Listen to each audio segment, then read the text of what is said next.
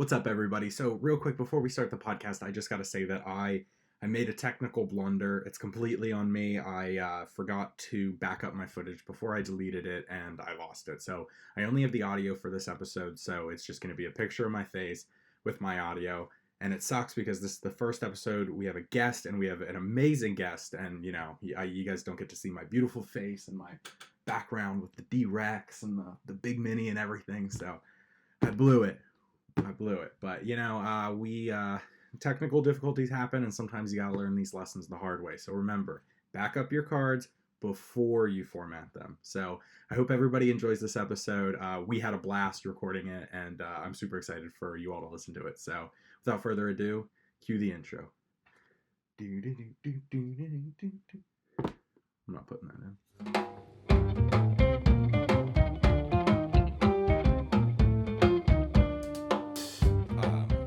Something for banter? I have nothing today, so.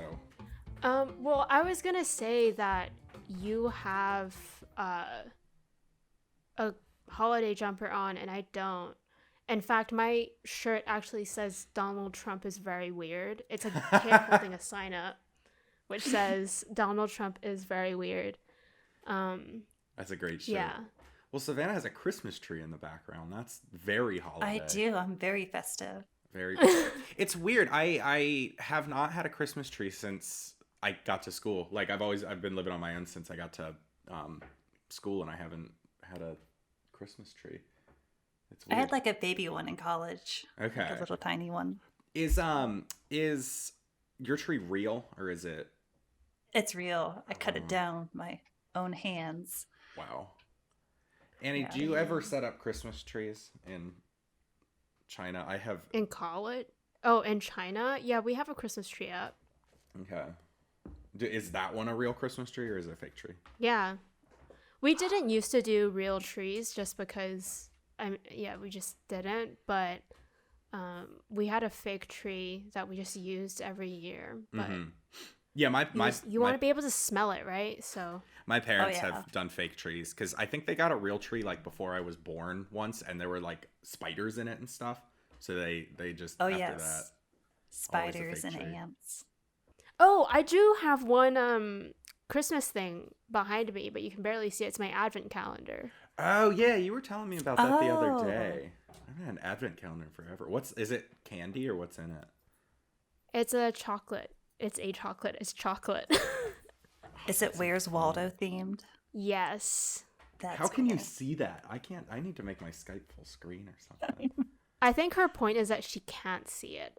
So she's like, I'm guessing it's a Where's Waldo. It looks like it says Where's Waldo, but I've never seen a Where's Waldo advent calendar. So yeah.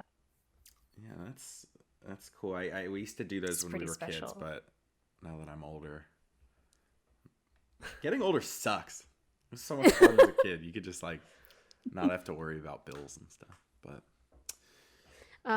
all right, shall we get started? Absolutely. Okay. Hello, everyone, and welcome to the Fingerboard Brew. My name is Annie Ann, and I'm here with my co-host, Evan.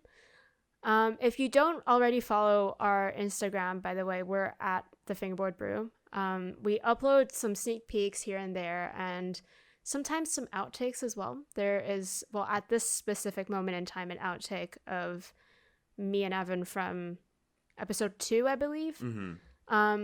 And also, right now we are at 200 followers, which is pretty insane to me. We obviously really, really appreciate it. Yeah, that absolutely. means a lot. And yeah, so shall we talk a little bit about what today's topic is? Yeah, absolutely. So today we were talking about professional creatives in fingerboarding and kind of how that plays into our social medias and like kind of what we do as fingerboarders. So yeah. Andy, do you want to give a little background on your creative profession? Yeah. Sure. So both Evan and I actually have production backgrounds, different aspects of production, but production nonetheless. I'm a filmmaker and photographer. I actually did the whole film school thing as well, and it's funny because Evan actually used to be friends with people who went to my college and was around when I was there too, but somehow we never crossed paths, on the which same really campus. sucks. Yeah, at the same time. But yeah, Evan, do you want to talk a little bit about what you did or do?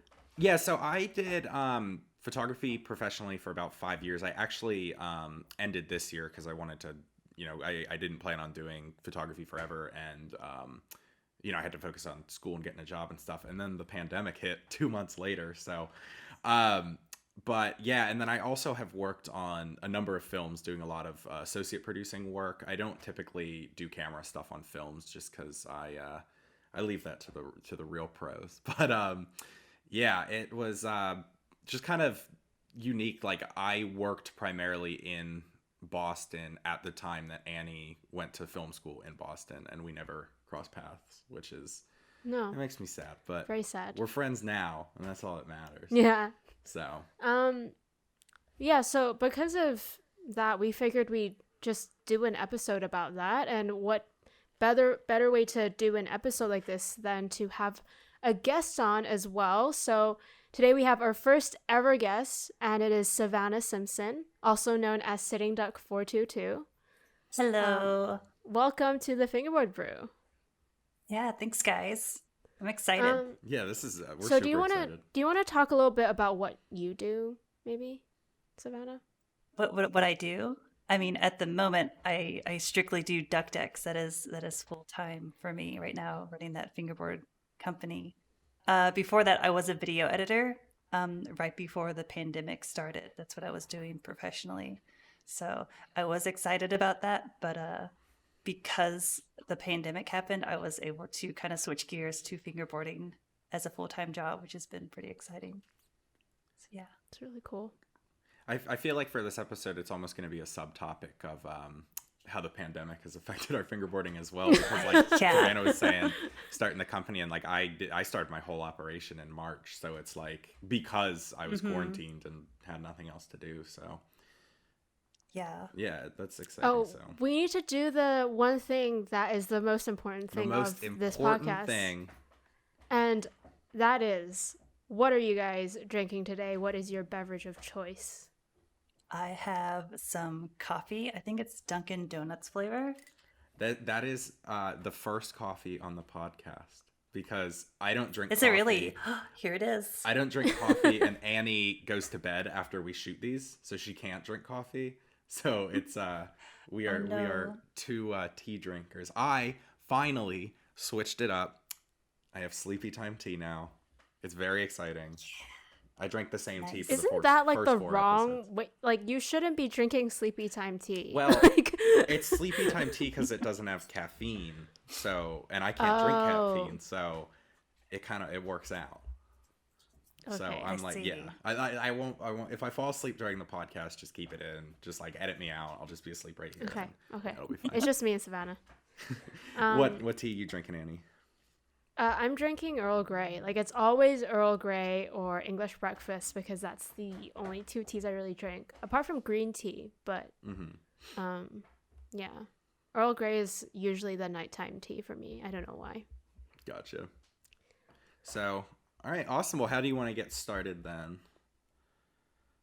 I want to get started by talking about how, like, right now you can see how, like, there's Christmas stuff happening, but by the time you watch this, it's definitely not going to be Christmas at all. Oh, no. It's December 14th, and I think this goes live in February, so we will... Yeah. Sorry about the awkward Christmas tree. Oh, no. I mean, Evan's wearing a really pretty little jumper, and I thought about it too, but then I was like, I mean, this shirt is, I think, better. These will be my holiday themed outfits for the next few episodes, even though they're going to be coming out at the end of February. Yeah. But... Oh, actually, speaking of going live, we're recording this on the 14th, which means like, as of now, we're how many days till launch? 7, yeah, exactly a week. Ooh. I can't do maths. I can't even count. It's crazy. Exciting. And sorry, I feel like we're going off on so many tangents here, but the next time that we have a podcast, I will be 22, Annie. I will be an adult. It's your Taylor Swift year. I know. Exactly. But without all the controversy. Yeah. Yeah, okay. That's true. So. All right. Let's get started on the actual pod. So, Annie, do you kind of want to start off about talking about how your creative profession came into your fingerboarding account? Because you've been doing it for a while, like even before you went to film school, correct? Yeah. So I actually I started off in photography because my dad, despite being like a lawyer, he does photography on the side just for fun. Mm-hmm. And he actually shoots Leica. Like, he exclusively shoots on Leica cameras. Which I'm unbelievably envious of that. Yeah, if you guys don't know, if you're not in like the photography or filmmaker world, like Leicas are like the most expensive. And I'm not saying that to boast. Like, I think it's crazy. Mm-hmm. There's some of the most expensive photography cameras for sure. Yeah, they're up there with like Hasselblad and stuff. Like are, their glass specifically is incredible. It's but and essentially, like, when I was 8, my dad taught me how to take some photos on an M6 camera, which is like an analog camera. And that's kind of how I started learning about that. And then years later, I got my own camera. My dad bought me an automatic camera, which I didn't know how to work for the life of me because I was used to shooting on on full manual. But a few years after that, I found out about fingerboarding, and I saw these unboxing videos from Shredding with Fingers, Skylar Rippey, and I was like, I want to do that. That looks cool. That looks fun. So I just started like recording my own videos like that. Mm-hmm. And it's just sort of like snowballed. Yeah, that's well, 2 questions. Was the first camera, was that a film camera or was that a digital camera? Oh, the first camera I ever used was a film camera. Okay, and you were able to like develop and I didn't understand the process of development. I just sort of like took photos on my dad's camera, and then magically scans would come in. They would just appear. Again, now that we're older, just another thing we have to do. We have to develop our own film. But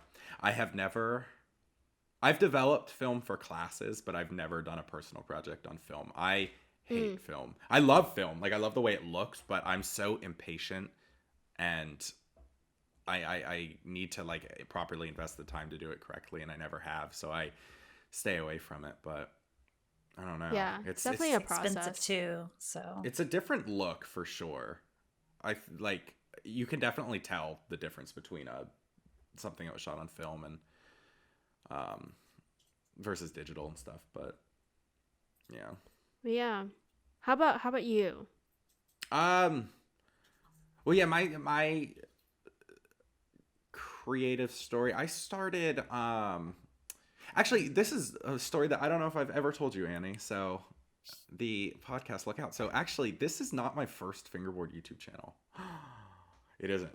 I had one in 2014. I uploaded like 9 videos, and then that was it. And I got my first camera, which was a Canon T3i, which like it seemed like every skateboarder had a Canon T3i in 2014. It was like it was fold out articulating screen, 1080p. Like it was good, but it only recorded 60 frames at 720p, which is like, now, I mean, most cameras record 60 frames at 4K. My phone does 60 frames at 4K. Like, but I got it, and I would make videos, just like in my parents' basement, different things. I did like an Airflow Rails unboxing and like review, which was weird because like,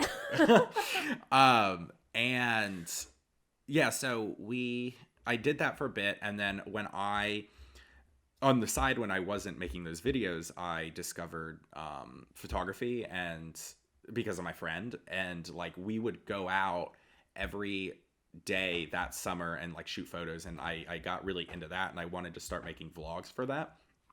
So, and at that point I hadn't really been doing the other YouTube thing. So when I started making my vlogs, that account had like 23 subscribers, and I was so scared that someone would like look up my name to watch my vlogs and find the Fingerboard account. So I deleted the whole account. And what sucks so much is I didn't have the foresight to think like, oh, I'm going to want to watch these one day. Because I only remember like 2 of the videos. And I was not good at file management back at the time. So I'm sure after they were uploaded, I just deleted them off the computer. So I deleted all those videos, and I do not have them. And I'm so bummed about that. All because I was afraid someone was going to find it. And my name wasn't even tied to it. But if anybody remembers, it was the Fingerboarder 45. That was my YouTube channel. I still have the account. I just don't have any of the videos. And they always say once you upload a video or you upload something to the internet, it's out there forever. But like, so it's like, where is it? Because that only applies to like bad stuff. I have some long lost YouTube videos I wish I could get back. I know. I want to just like plug in the old computer and go into iMovie where I edited them and see if any of them are just still like, even just the raw footage. Like, I just want to see like, back when I thought that I could put like just a straight crooked grind into my edit, and it'd be mind blowing. Like, before I knew how to flip into grinds and stuff like that.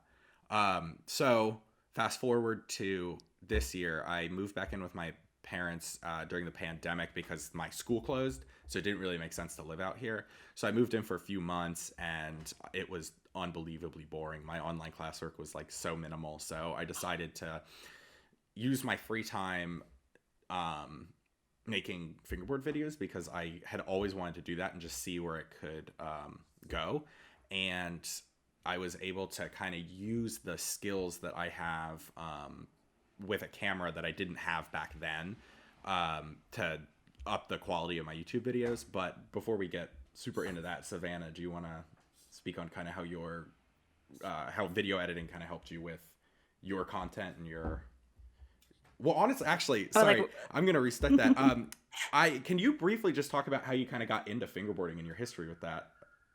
Sure. Okay. So I actually started YouTube the first year it was out, 2005. Mm-hmm.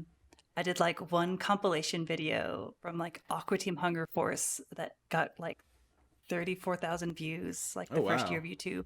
It was taken down because it was copyrighted material, but I made more YouTube videos in 2006 that were like really bad guitar covers that were super embarrassing. I ended up deleting all of those, which I regret because I kind of wish I still had them. What kind of songs did you cover on the guitar? Okay, so I still am obsessed with this Japanese band called The Pillows, and I used to only cover songs from that band. And my dad and I would even like perform together. He would play drums and I would play guitar. So I still wish I had those because of that, because it's like, you know, sentimental. But I actually deleted it all because I was so embarrassed by how bad my playing was. But fast forward to 2007, I made a second YouTube account, which was Sitting Duck 42.2. And that's when I started making fingerboard videos. I was actually homesick from school with the flu. And I found my old tech deck and I saw these videos of like Mike Schneider and stuff. And I was like, I want to do this. Yeah. So I got my webcam, which could only record 3 minutes at a time. And I set it up and I started fingerboarding that day, like on shoeboxes. And I made my first video. So what is just kind of blew up from there. Why Sitting Duck 42.2? What? Okay, so the name Sitting Duck came from playing like shooters like on PC when I was really bad at it as a kid, and I would just call myself Sitting Duck because I was so bad at most games. And then 42 because I was a nerdy kid and I liked Hitchhiker's Guide to the Galaxy. The second 2 was just because it was my second channel. I had Sitting Duck 42 and I had Sitting Duck 422. So it's pretty random, but I also like ducks, so it works out.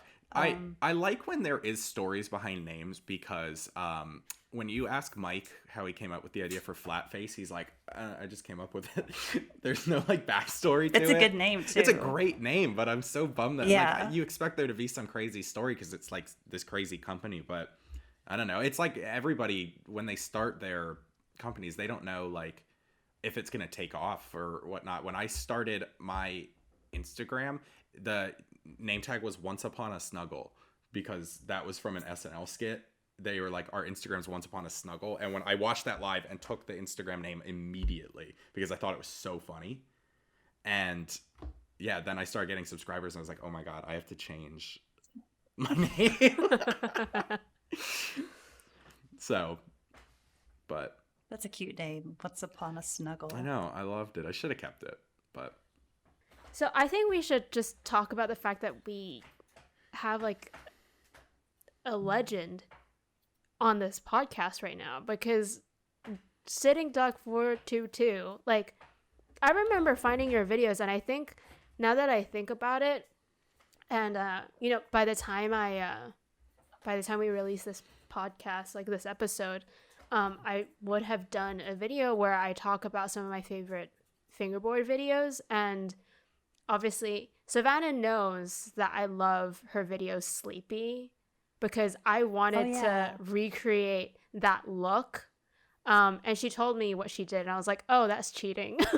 Like you told me you recorded VGA, not on actual like DV. Yeah, that's recorded on a GH2 with a 7.5 millimeter lens. Yeah, because I had no idea SD at that point, like anything to do with cameras, really, like I had just gotten into film school. Maybe I didn't really understand it, but I was messaging Savannah. I was like, how do you do that? Like it looks so pretty. And anyway, Savannah actually, I think, has her own very classic look, like the 4x3 fisheye, and that is what everyone strives for in fingerboarding, I feel, and I think it just comes from you. Oh like, no, I think it comes from the skate community for sure. Yeah, I mean, but like there are a lot of people who want to film just in that one angle. And I find a lot of people on Instagram who actually do that as well, and I think a lot of them like got inspired because of you. And you have... Maybe, I don't know. I feel like I was inspired by so many skate videos I watched, especially old John Cowart videos. Like, oh my God. And I have an unhealthy obsession with fisheye 4x3. Like I will spend hours on weekends just like looking at lenses and figuring out what could possibly work. Do you record? Even my current camera setup is like jank. It's like I rigged everything to look a certain way. Do you ever do standard definition in 4.3 or do you do? I have before. Okay. I've even taken 4K into Premiere and downscaled it, and then I have aliased it, and then I anti-aliased it, like back and forth before. Just to diminish the quality. Ask Ben. I did it for like 4 hours. I was like exporting things in standard def aliased, and then re-exporting them at 30p. It was like crazy. That's awesome. Dedication. Yeah, I was messing with like interlaced video, like faking interlaced video. It was crazy. How do you fake interlaced video? Well, you can interlace video that isn't interlaced. It's kind of stupid, but you can. See, because like from my perspective, like I started, my first camera was 1080p, like HD was like the norm, and then I also got into like filmmaking, which progressive frames are the norm. So I like to shoot in like 60i or something, like I would never, it feels like wrong, but I think for the vibe that for the look you're going for, like when you're doing something like that, when you're downscaling a video like that, did it work? Did it look good? Oh, it did. Yeah. I still haven't used it for one of my videos yet because I still like to upload in a higher quality. But it was nice just knowing that I could do it, because I mean, the real goal is to have a like digital camera that records to SD that can match a VX1000, which is basically impossible. But like that's what I was aiming for, I don't know if that like that's like the age-old question, I feel like, at this point. And I know, like, Patrick has a VX, and he's been doing Yeah, like, I know. I all was gonna that. say, how many VXs have you owned in your lifetime, Savannah? Because I know you Probably own at 6 least or two. 7 total. A few of them were broken though. I really, what I really hate is that I don't have one anymore, and I also don't have an MK1 because the Oh. Century Optics MK1 fisheyes are discontinued now. So instead of selling for 700 used, they're at like $1,400. Oh. It's absurd.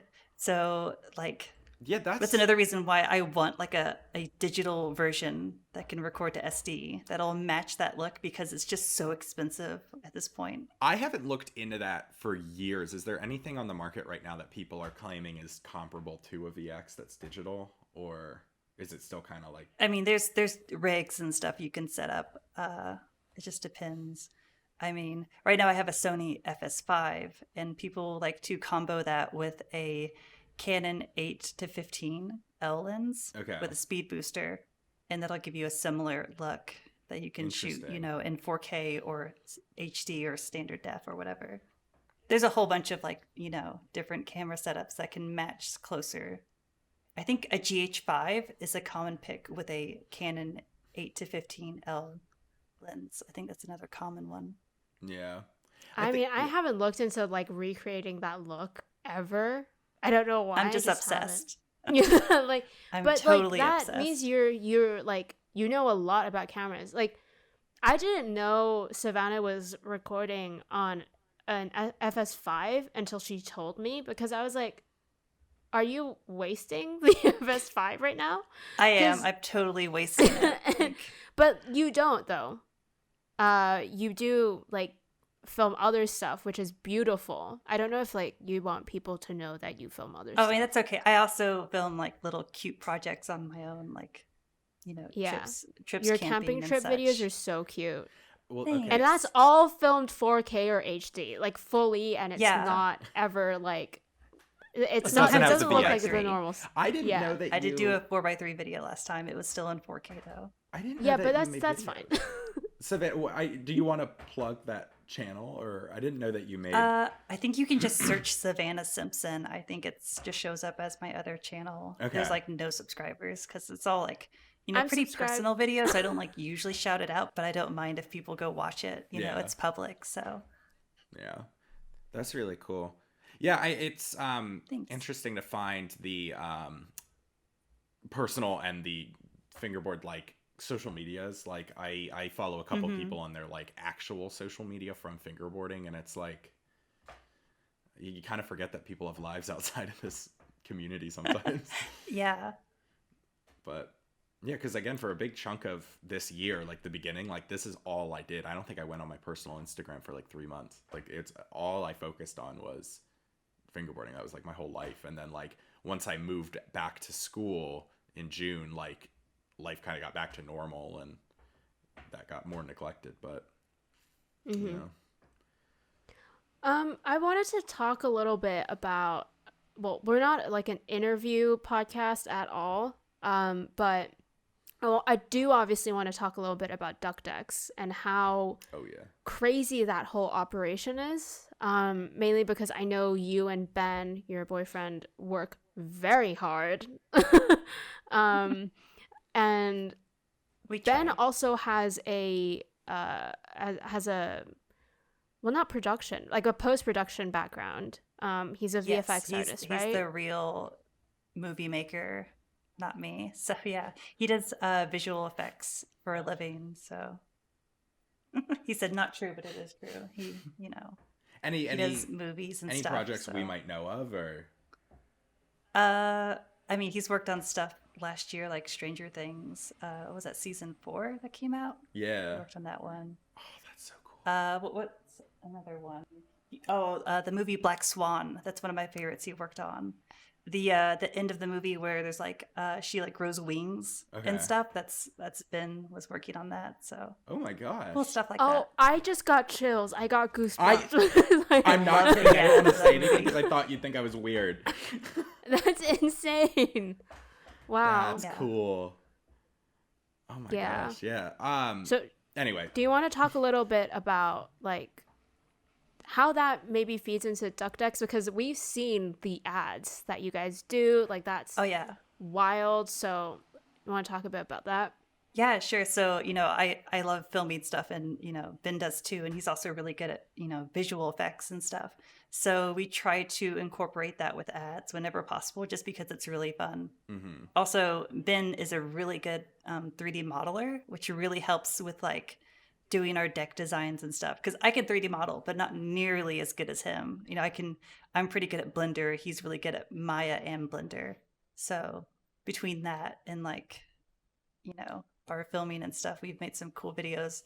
I think our favorite so far is the Crystal Pepsi ad. Oh my god! Because we went into it just like I mean, we were gonna make like a cute little video that was gonna take 10 minutes, and then it became like a whole weekend project where we're like, no, we're gonna shoot 480 frames per second, and we're gonna drop this board into the water, and we're gonna, and before I knew it, Ben was like rotoscoping stuff and like adding the decks into the scenes and things. I'm cool. Unbelievably proud of the production quality that I've like brought, and then when I saw that ad, I was just like, oh, like I will never but, reach like, the rest that of us just shouldn't try anymore. point. Like we just shouldn't. It was unbelievable to the point where like I was like, why did they hire someone? Why did they spend all that money? It's just a fingerboard. And then I was like talking to Annie, and she's like, no, Savannah's boyfriend does the VFX,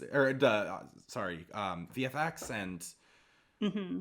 I gotta hand it to Ben. He did some serious work on that. It turned out great. Is it VFX? Or VFX artist? Yeah, right? VFX. Gotcha. Okay.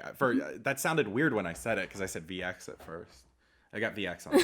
We were talking about the VX. Yeah. Yeah. A lot of acronyms going around. Mm-hmm. But yeah. Yeah. Do you want to talk a little bit about how that idea kind of came about? Let's talk about the Crystal Pepsi ad. Do you want to talk a little bit about how that went down? Because I think for those of us who, like, I've watched behind the scenes of how they make product, like food ads, and that's kind of like with you guys dropping the deck into the water, that I don't think that looks as easy as people think like it looks. Mm-hmm. I've tried it, and we you definitely need shot it a lot of lights. And so I do want to say real quick, yeah. we have like a list of people that we potentially want to bring on the podcast, and we knew we wanted to bring you on, Savannah, and we just didn't know like what episode exactly we'd want to propose that have you on. And then when Annie and I saw that ad, I'm pretty sure that's when we were both like, okay, we were like, oh, we need to have her on for the creative professionals one, because that was, I mean, on anything better than anything I could have ever put together. Like that is like by a million. Thanks. So for the ad, I guess we kind of started with just wanting to drop the deck into the water and get that shot. So we set it up in the kitchen, which you said you need a lot of light to shoot a high frame rate video, but we actually don't have a lighting kit. We still have not invested in one. I'm so fickle that like I have not invested in lights, which I need to. So we just had all the lights in the house like pointed down, like you said onto this. You said it was at 480 frames. Yeah, we shot at 480 at the end. So the rule we tried 240, but the rule of thumb is your shutter speed should be like twice the. So it's 1,000th. Yeah. Which is if you know I think about cameras, I want to say we might have shot at 500 though. Oh, really? I can't remember exactly. I shot so many different frame rates and like different ISOs and things trying to get it right. I know we ended up denoising it and stuff too. Oh, okay, that makes sense. It worked out. Right. I shot I kept going back and forth between the computer and watching stuff back, and getting the board to drop just right was really hard too. Yeah. So, but yeah, it was fun. That was the main big shot, other than the last one, which was we had the decks like balanced in a bunch of ice cubes. That was the other shot. What was it was inspiration with the Crystal Pepsi? Why? I just like 90s aesthetic a lot, and I've always found Crystal Pepsi like really fascinating because I didn't grow up with it, but when it came back, I really did enjoy it, and I wish they would bring it back, like, to keep it. So it just seemed perfect, and then I realized that Pepsi ends with an I, and I could make Ducky end with an I, which is usually like my personal username for other things is Ducky with an I. So I was like, Crystal Ducky, it'll work. And they're crystal clear. And, you know, things in the 90s were like clear and plastic all the time. That was like a real big aesthetic thing with the 90s was like clear stuff. So it just worked out. Yeah. Yeah, that's awesome. And it fits too with the shooting 4:3 ratio with the 90s. Gotta shoot 4:3. It was made for Savannah. Exactly. That's right. Yeah, no, every time you do like a deck drop, it's just like the coolest like designs and like concepts, like stuff that, you know, like it's just really apparent that you're a creator and you have that like creative side because Muscle, yeah.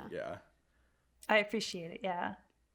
It's fun for sure. I like to at least come up with a new graphic every month, and then we keep kind of re-releasing the flower graphic just because everyone likes it so much, but I do enjoy just making something new every month at least. So you said that so you do DuckDucks full time, correct? That's now I'm attempting to do it full time, which is scary, but yeah, it's been fun. So like when you sit down to like work, like what are you typically doing? Are you designing graphics or social or like what? Most of the time it's polishing and sanding. That is what the majority of the work is. Other than that, you know, like once a month I'll design a graphic and then I'll send it off to Ben and he'll Boolean is what you call it when you cut something out of a 3D shape in like Blender or Maya. So you'll Boolean that out and make it, you know, level. Then we'll do some test prints and test them out, you know, do like strength test. And then once that's complete, we'll start production and we'll start printing decks. And then as they roll out, I'll take them over to my workbench and I'll start polishing them and sanding them down. So is everything in-house or do you have to send everything's out? In-house? Oh, wow. The only thing that we don't make is we don't make the tape ourselves because a silicone factory would be very expensive Just a to little own, bit too and much. It would also be lots of chemicals and stuff. So yeah, that's the only thing we don't do in-house. That's awesome though. I didn't for whatever reason I thought you would have to. I don't understand how those are made. They're unbelievable. I'm not going to ask for the company secrets. I just want to. I just want to say they come out of the printer. Here's one like straight out of the printer. It's like super foggy. I wish I had a clear one ready to show you. I have a clear one I can show people because I still haven't set up the Crystal Ducky because I really want to, but I also really don't want to because it's so I understand. Pretty. Do you plan on ever reissuing graphics or no? I think we want to, especially Crystal Ducky, because people really enjoyed that one. And of course, we're going to keep doing the Daisy graphic because, I mean, that's our most popular, I think. Yeah, so. But I still want to like keep creating new things. You'll do like a drop on Saturday, and I'm like, oh man, I got to get one of those. Then I'll go to work, come back, and they're all sold out. Like I wanted Crystal Ducky, and they were gone. Like. I wish I could make more clear decks because that's the most popular, and they sell out within like 3 minutes. Yeah. And then the other decks will stay on for like an hour or two. But it's so much handwork that I just can't finish enough of them. I can only do about 10 a month of the clear ones. That is on top of the other ones. But that's such a good problem to have that they sell out so quickly. Like it is. Yeah, it's so cool. I was late to the game. I got my duck deck on the third drop. I think it was the Dancing Baby. Was the third one. Yeah, and they've actually gotten even more clear than when you got yours because we were still doing a lacquer method to try to get the finish like even. Yeah. But then we discovered some new like rubbing compounds and pads that make things way easier, and now we don't use lacquer at all. I think, did you say the tape is thinner now too, or? Yeah, because I think you have 1 millimeter ducky tape, and now it's 0.5 millimeter. Okay, so I definitely got to upgrade my duck and the decks are thinner too, because I think you have a Muscovy, and now we have the runner shape, which is thinner. Well, I feel like I now have a classic piece of fingerboard history. So you do. No, yeah. I don't feel like I'm at a loss, but I definitely need. Well, some people were kind of sad that we were making them thinner. They're like, "Oh no, are you still gonna make the heavy ones?" And I'm like, maybe, I don't know. Now, that's exciting. So you're saying there? I actually have something from the first drop. You do, really? Yeah. You have one of the first boards. I have the first ever like one of the first Muscovy, is that what it's called, decks? Mm-hmm. Muscovy, Daisy, and you have a clear blue with glitter. Yeah, I love the how first she ever just glitter knows boards it. we did. She just knows. And I want to frame it, but it's so, I want to frame it and be able to see just how beautiful it is, and I don't think I can do that unless I plan on hanging it from the ceiling down. Yeah. So you can see it. Yeah. Yeah. The way the glitter lines up when you 3D print makes it mostly visible from the side because the printer's moving up and down and picking up glitter as it goes. So the glitter like automatically aligns going this direction. And since we can't really print the boards going like this, we can't get the glitter to align this way. So we're still trying to figure out glitter. You want to keep doing it, but it's tricky. Your 100th deck was like golden glitter, correct? Yes, Okay, it was that golden one glitter. Was Yeah. like so freaking cool. Wait, also, I just realized that like we've been doing a lot of talking about visual things, and we've been like showing the camera. And for those of you who are listening on Spotify or Apple Podcasts, I'm sorry, but there is a video version on YouTube, which I completely forgot to plug earlier. But yeah, if you want all the visual aids, it's on YouTube. Yeah, absolutely. Or just use your imagination. Yeah, because like I saw Savannah was like, oh, we have to print it like this. Yeah, but it can't print like this. Up. And then like imagine if people are listening and are like, what is happening? It's up and down versus Oopsie. side to side. But Yes. Yeah. But also, if you want to see what any of these decks look like, check out Sitting Duck 422 on Instagram. Yep. Yeah, That's and where you you can see lots of cool pictures. Absolutely. So, yeah, I do have a talking point I want to bring up. Unless Annie, did you want to touch on anything else? I won't lie. I don't have any other notes. Oh, I got notes. Don't even worry. So, I have one other note, but like it's whatever. Continue. I want to talk about if any of you, I can go first to kind of give an example, but of times that like your knowledge that you picked up as a creative professional has like kind of like here, I'll just it's kind of hard to explain, but I'll give an example. So when I shot a video about a 55 millimeter fingerboard that I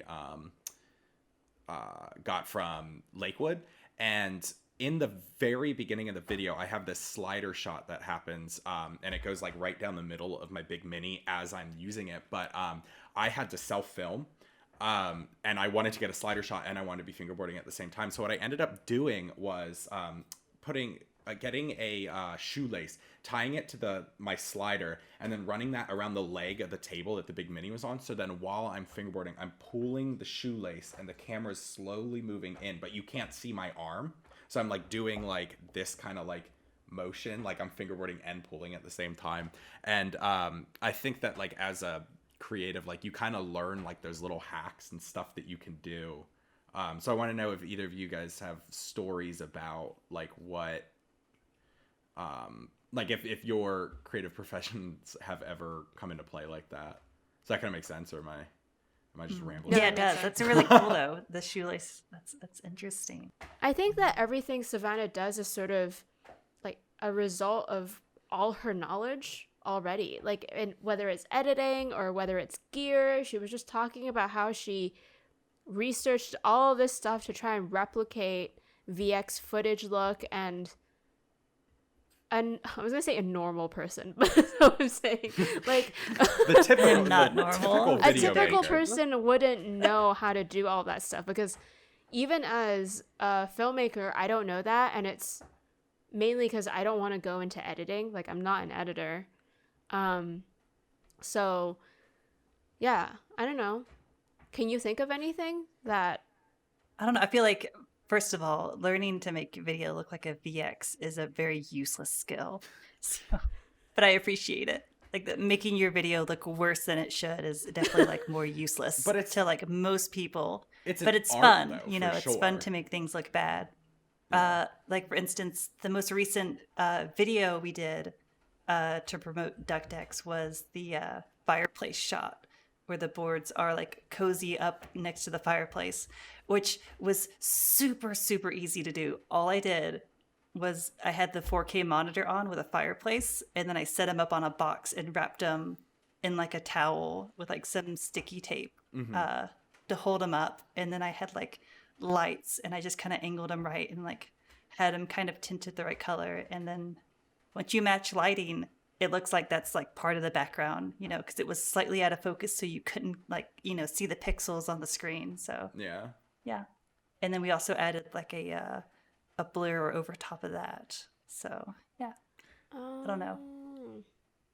I thought it was VFX. I thought maybe you guys used a green screen or something like that. Oh no, yeah, I did it the lazy way. I did it right here on my desk. I just turned the monitor on to a campfire video and then set them up. And I've seen, I mean, I've been following you, Savannah, for a while, so I've seen everything you've talked about. But like after when we hang up, I'm gonna go watch everything we've talked about again, because it's like I've rewatched the Crystal Ducky ad multiple times. Like, well, Annie, actually, I don't.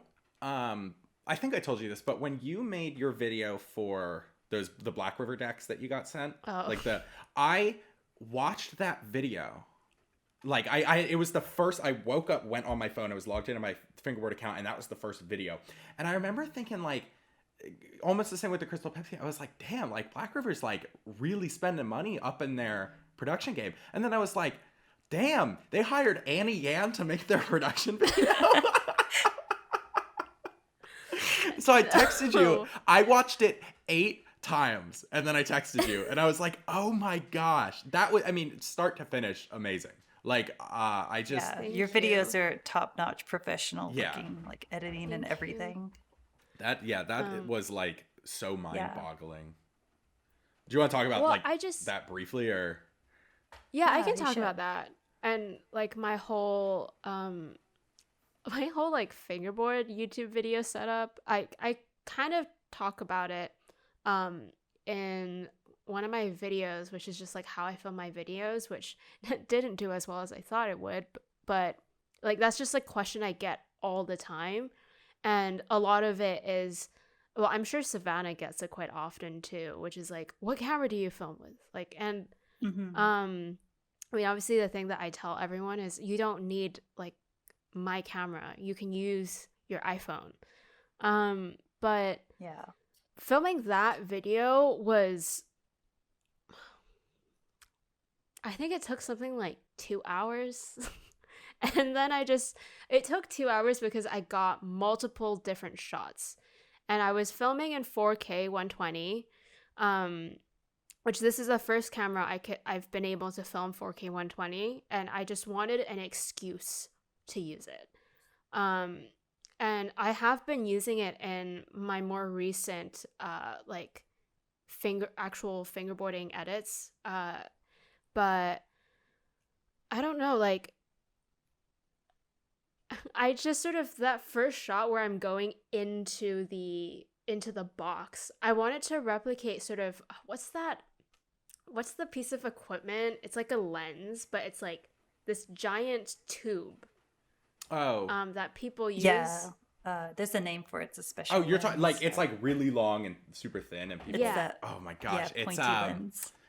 I know exactly what you're talking about, because like people use it to like go through like a book or like that kind of stuff. Yeah, or they use it to go through like a pizza. Like yeah. But none of us can think of that name, because it's not a piece of equipment you would normally get, just because I think it's very specific to not product photography, but product film or videography, really. Yeah. Because I mean, or even like stop motion animation, I guess. What's the thing called, Evan? It's called a probe lens, and how I found it was I googled big long thin lens. So probe lens. Yeah. Probe lens. Nice. So I wanted to replicate that look, and I obviously don't have that thing. Like, I looked it up, and they're so expensive, because I think they're probably close to like there's some sort of macro, and then also put into, I don't know how it works anyway. It's like it's not crazy for a lens necessarily, but it's crazy for a niche lens. It's like $1,400 in American money. to get, and it's like just for, I mean, you would use it twice a year, if that. Like, I mean, unless you're a product photographer, and that makes sense. Like, for what we do, like, I wouldn't even rent it. Not. You know, it's just like No. not worth the money.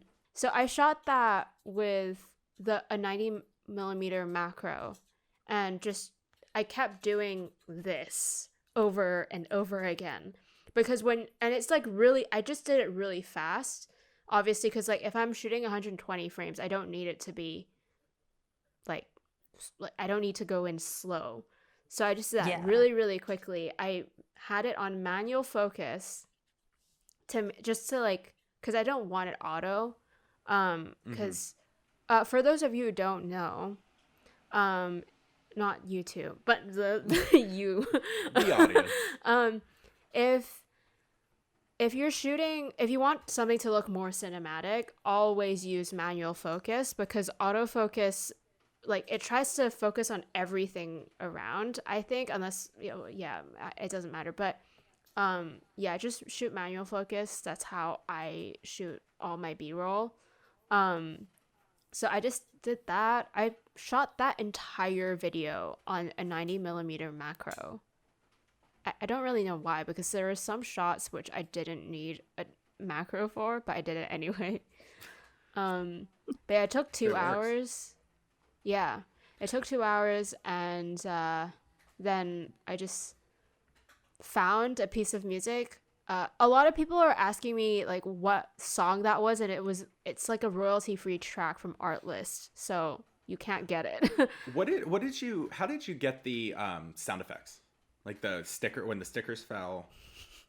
Oh yeah. I Foley.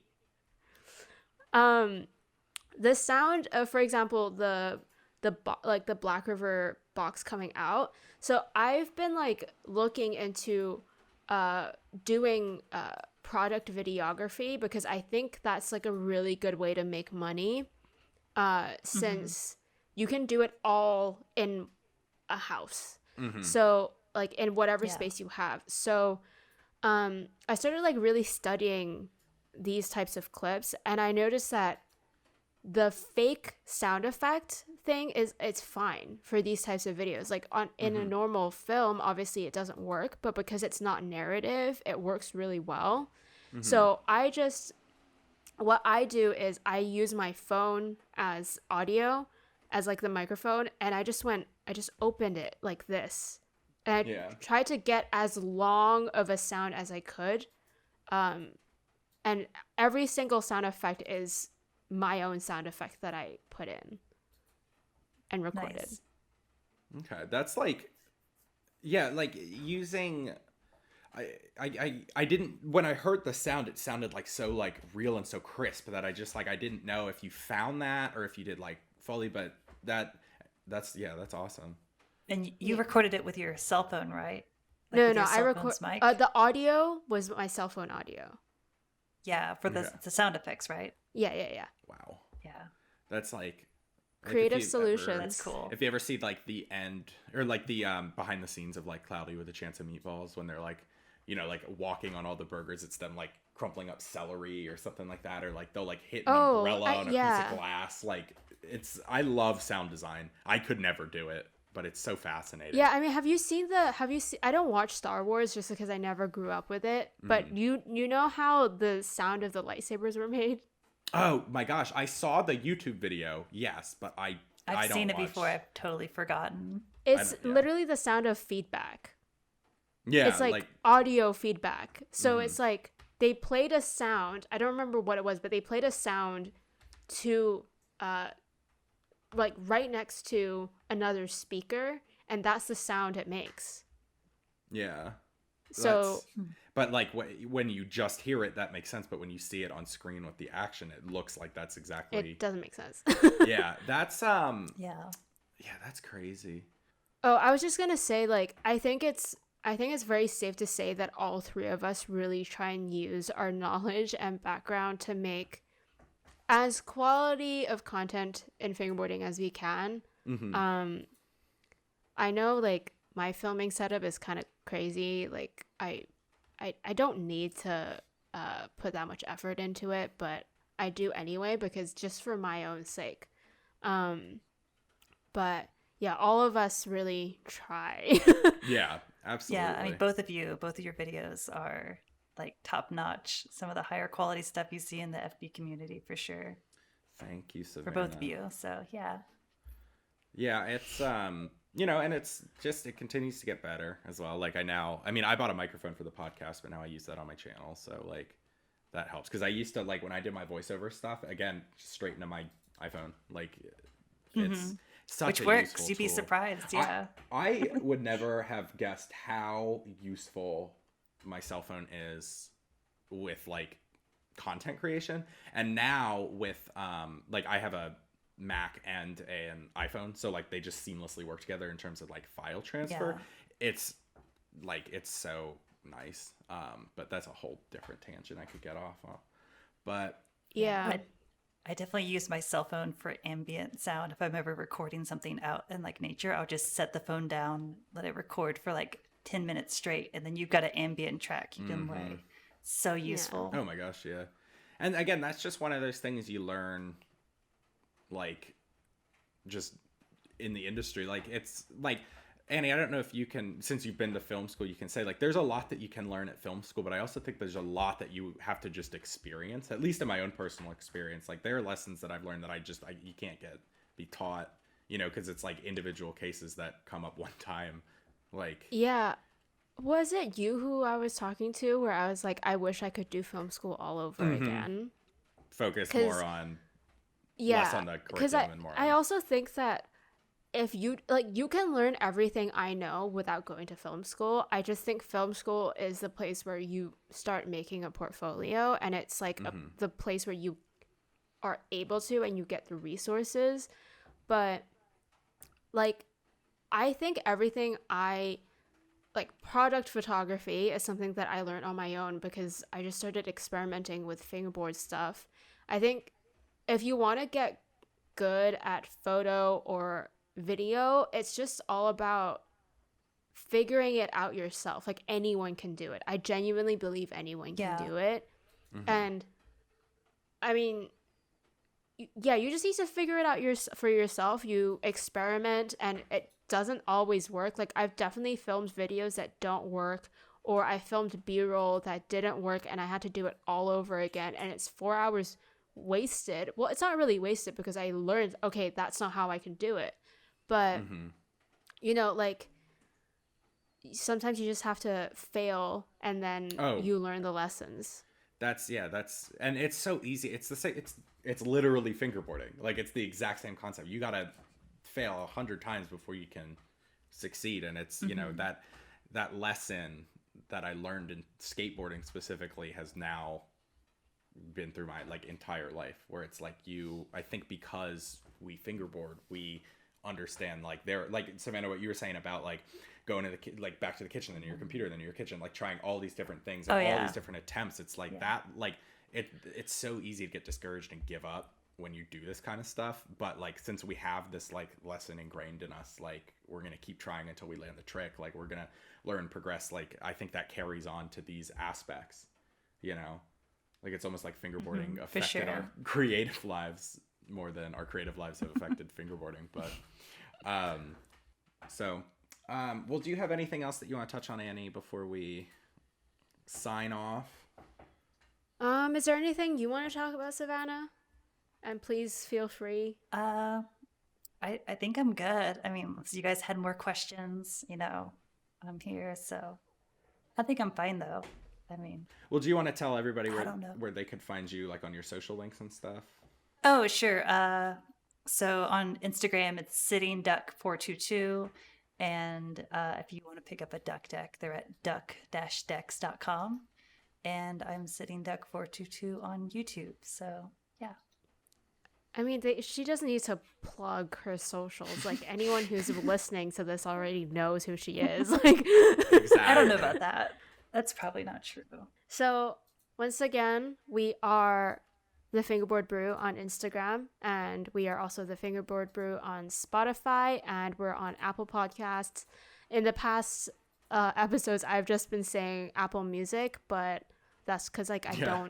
I'm not familiar with like the Apple Music or podcast stuff. But yeah, we're on Apple Podcasts, and if you're listening to us on either of those platforms, there is a video version of this on YouTube as well, at the Fingerboard Brew. And yeah, thank you so much, Savannah, for taking the time to talk to us. This was a lot of fun. Oh, thank you guys. I Yeah. really do appreciate it. This has Absolutely. been fun. It was awesome. So, all right, well, we'll catch everybody in the next one. Thank you so much for watching. Bye. Or listening.